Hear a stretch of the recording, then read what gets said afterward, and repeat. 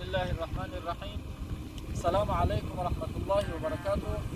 مادران گرامی قدر، برادران عزیز، دوستان خویش و تباران، همه شما را با مناسبت این عید بزرگ، عید قربان، تبریک و تهنیت میگویم از جانب خود و از جانب برادران.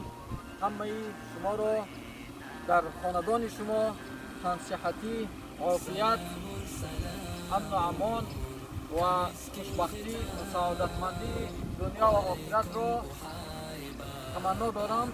الله مهربان همیشه شما را در حفظ امان خود و خاندان شما را و فرزندان شما را نگه داشته باشد. بگذار همیشه مثل همین روز خوشبخت و سربلند و سعادتمند و یعنی خرسند باشید.